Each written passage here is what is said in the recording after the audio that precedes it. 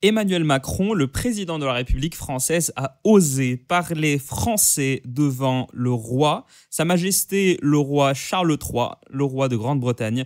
Ça a fait pas beaucoup de bruit. En fait, je pourrais vous dire que ça a fait énormément de controverse, alors que absolument pas, hein. J'ai vérifié les médias anglais.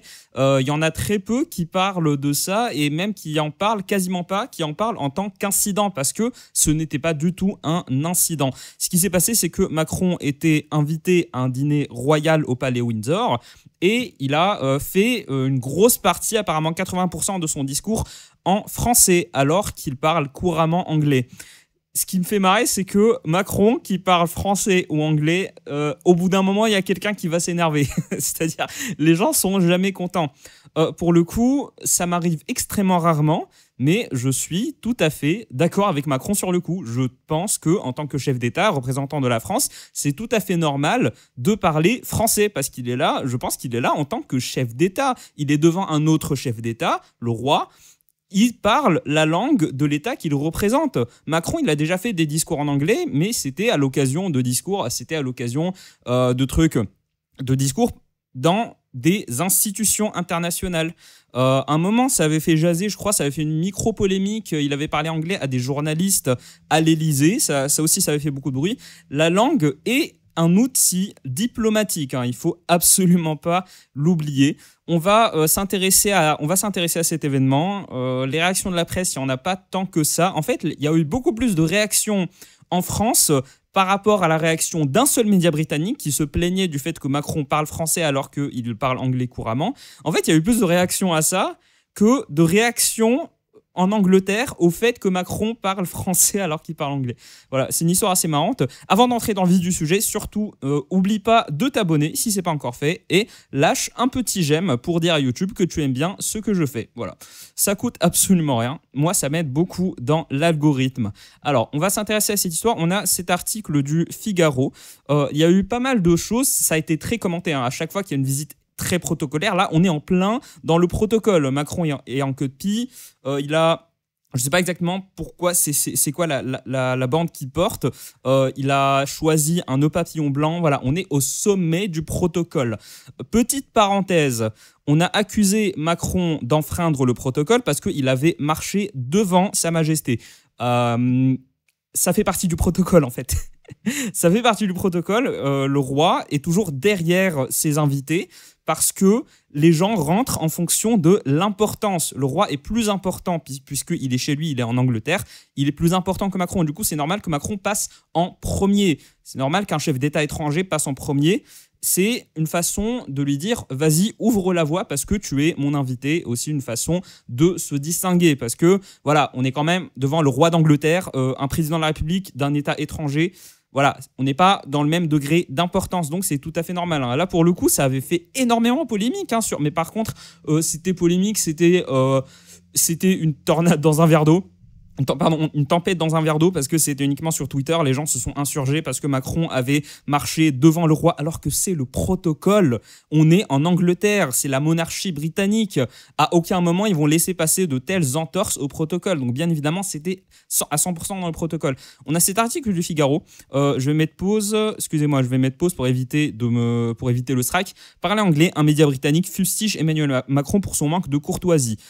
En pleine retransmission, le machin truc, le présentateur de GP... Alors, je vais lire, le chapeau, il est pas très intéressant. Il n'en fallait pas davantage pour que Patrick Crisis, figure vedette de JB News, interrompe sèchement la retransmission du discours de Macron.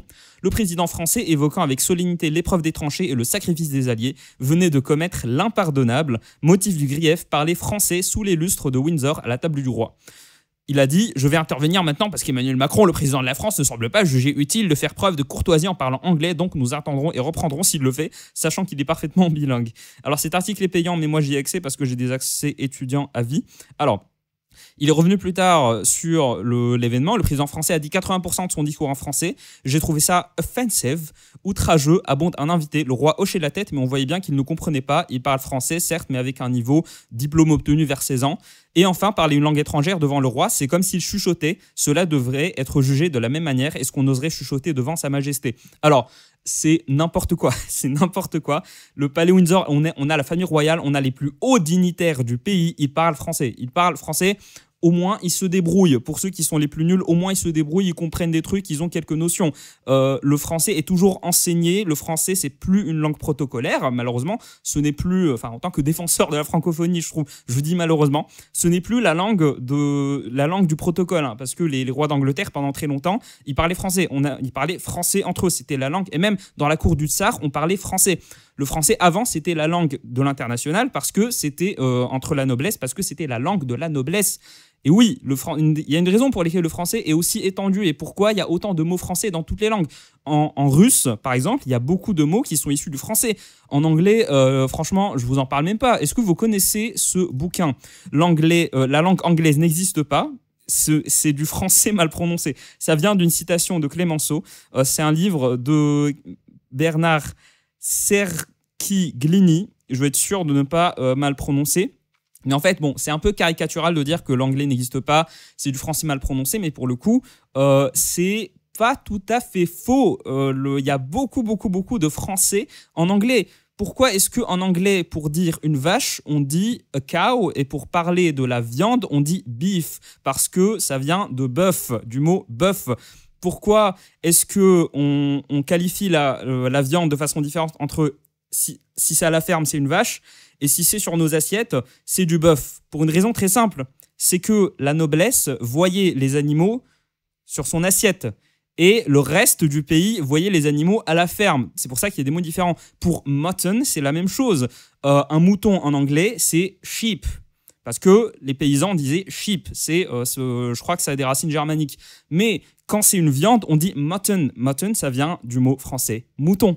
Et oui, voilà, il y a plein de trucs comme ça dont on ne se rend pas compte parce que ceux qui mangeaient le plus souvent de la viande, c'était la noblesse. Et la noblesse, ils utilisaient les mots en français. Il y a plein de mots en français, en anglais actuellement. Alors, je n'irai pas jusqu'à dire que l'anglais n'existe pas. L'anglais est une langue distincte du français. L'anglais est une langue germanique. Le français a plein d'influences, mais le français n'est pas du tout une langue germanique. Il y a des racines germaniques en français, mais c'est pas une langue germanique en soi. C'est pour ça que des fois, quand je lis un truc en anglais que je veux vous traduire en français, je suis pas traducteur de formation, donc même si je parle couramment anglais, j'ai quelques difficultés parce que c'est tellement différent. Au niveau de la racine, l'anglais et le français, c'est tellement différent, c'est un truc de dingue. Alors, on a cette vidéo, je ne vais pas vous la montrer, mais on va en parler après. On va revenir à cet article du Figaro. Tout ça pour vous dire que le français, jusqu'à aujourd'hui, c'est toujours une langue qui est parlée par... C'est une langue qu'il faut parler. Quand on est un noble anglais, il y a des choses qu'il faut savoir. Il y a des... je ne veux pas faire du Bourdieu à la con, mais il faut montrer qu'on a un certain capital. Et au niveau linguistique, les Anglais, le fait de parler français, c'est un marqueur socio-linguistique qui te place très haut. Et c'est pour ça qu'il y a des gens en Europe qui veulent apprendre le français parce que ça reste une langue très prestigieuse. Alors, du coup, d'autant que le roi Charles, lui, s'est donné la peine de faire une partie de son discours en français, ce qu'il avait déjà fait devant le Sénat lors de sa visite en 2023. Le monarque a même glissé une savoureuse référence au bilinguisme forcé de la société anglo-normande établie par Guillaume le Conquérant. Guillaume le Conquérant, voilà, faut mettre le, pas de. Je comprends pas pourquoi il y a des fautes alors que c'est un média national, le Figaro. Cette ère fut aussi le début d'un partage linguistique, même si je ne peux qu'espérer qu'en écoutant mon français, vous ne ressentiez pas la même chose que la princesse Catherine de France pendant son apprentissage de l'anglais dans le Harry V de Shakespeare. Ô Seigneur Dieu, a-t-elle dit, c'est assez pour une fois. À la conquête normande, le vieil anglais se voit en effet remplacé par l'anglo-normand, dialecte de l'ancien français influencé par le vieux norrois. C'est complètement vrai. De riches abbayes sont confiées à des abbés normands. Et dans les écoles, c'est le français qu'on enseigne aux élèves, notre langue devenant également celle des actes officiels et celle de la fameuse maxime de Richard Cœur de Lion, Dieu est mon droit. C'est la devise de l'Angleterre, Dieu est mon droit. Jusqu'à aujourd'hui, leur devise est ce qu'on voit sur les armoiries, c'est en français, Dieu est mon droit. Il y a aussi un petit fun fact pour ceux qui sont férus d'histoire le savent, mais on a des rois comme Richard Cœur de Lion qui ne parlaient pas un mot d'anglais, qui parlaient français.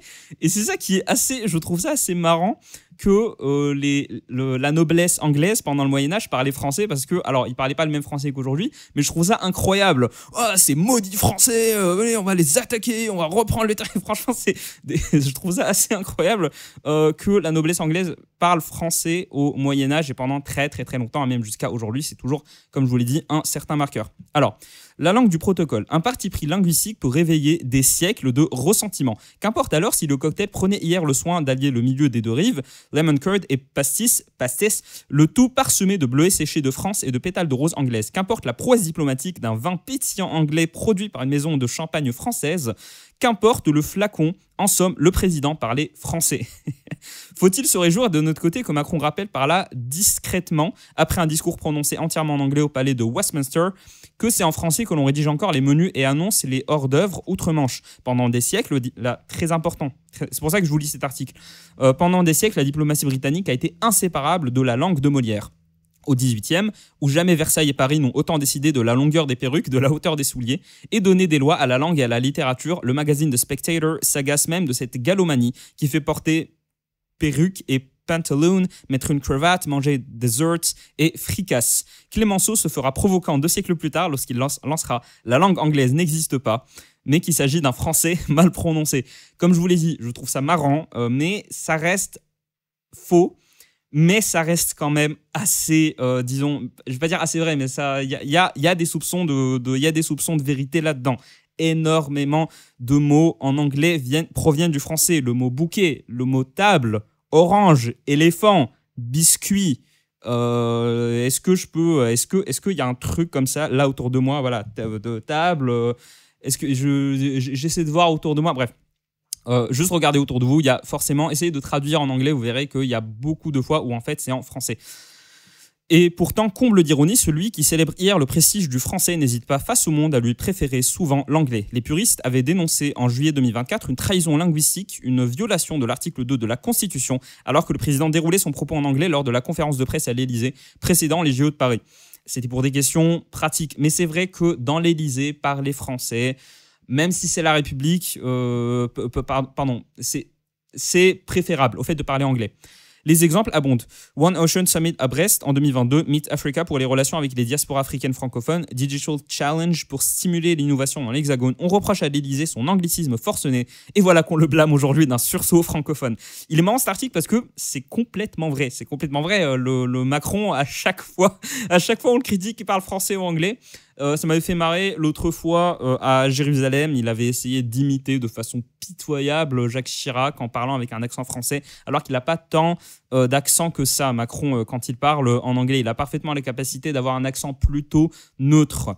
Alors, je vais revenir sur un élément qui a été évoqué dans cet article, le fait que le roi, que Sa Majesté, le roi Charles III, ait parlé au Sénat. Alors, j'ai pas trop le contexte, hein. Je sais pas, c'était sûrement dans le cadre de l'Union européenne. Je comprends pas trop qu'est-ce qu'il fout au Sénat et je comprends pas pourquoi est-ce qu'il fait un discours au Sénat. Je sais pas trop, c'était sûrement symbolique. Il y avait sûrement assez peu de protocoles là-dedans. République et protocole, c'est 2 mondes complètement différents.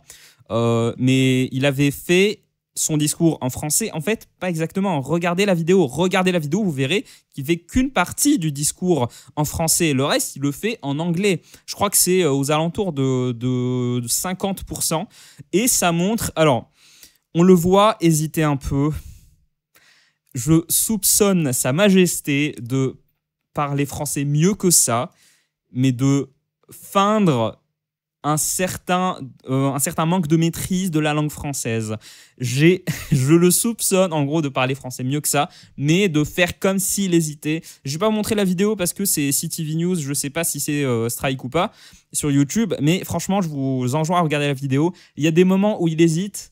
On a l'impression que c'est un tout petit peu forcé. Voilà, donc dans cette vidéo, on a parlé de protocole, on a parlé de plein de trucs, mais disons, dites-moi ce que vous en pensez, mais moi je trouve que c'est tout à fait normal, dans un moment où il y a autant de protocoles, de parler français. Il y a une chose dont on n'a pas parlé, bien évidemment, c'est la rivalité, pas la rivalité, la haine historique entre l'Angleterre et la France.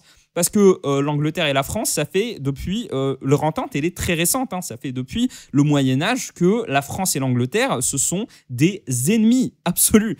Peut-être pas absolus, il n'y a aucun absolu en histoire, surtout quand on parle de relations internationales. Mais la France et l'Angleterre, voilà, rien que la guerre de 100 ans, rien que une partie de l'histoire de France qui est pas que fondatrice, mais qui est capitale pour l'histoire de France, bien évidemment, c'est Jeanne d'Arc qui vire les Anglais. Franchement, on a plein de moments comme ça dans l'histoire française où il y a une grosse rivalité avec l'Angleterre, et je pense que c'est pour ça que tout ce qui est langue en termes de protocole, quand on parle de relations franco-britanniques, la langue est capitale. C'est un sujet qui est capital. Faut pas faire d'erreur, faut pas se vautrer. Mais je trouve, justement, en parlant de ce contexte, je trouve que c'est un peu déplacé, autant de la part de Macron que de la part du roi, de parler la langue du pays dans lequel ils sont. Je pense que Macron devrait tout le temps parler français quand il parle de façon officielle, pas avec les autres, parce que quand il est comme ça, en train de siroter du champagne avec les invités, bien sûr qu'il ne va pas parler français, il va parler la langue que tout le monde comprend, c'est-à-dire l'anglais, tout simplement. Par contre, dans une situation officielle, je trouve que c'est normal et je trouve que c'est beaucoup mieux de parler que français. Et pareil pour le roi, je pense que Charles III devrait parler exclusivement en anglais, surtout qu'il a un accent qui, ça s'appelle la Received Pronunciation. En gros, c'est l'accent de la maison de la famille royale, l'accent des Windsor. Du coup, je trouve que c'est assez dommage qu'il se force comme ça à parler français. Oui, certes, c'est diplomatique, c'est purement diplomatique, c'est pour faire un pas envers la France, c'est pour symboliser le rapprochement. Je trouve qu'en termes de protocole, c'est pas ouf. Je pense que chacun devrait parler sa langue. Ne prenez pas ma dernière phrase hors de son contexte. Voilà, je pense qu'on va s'arrêter là. Dites-moi ce que vous en pensez. Sujet assez léger, franchement, sujet assez léger parce que ça suscite assez peu de controverses. Dites-moi ce que vous en pensez. On se retrouve bientôt pour la prochaine vidéo. Salut!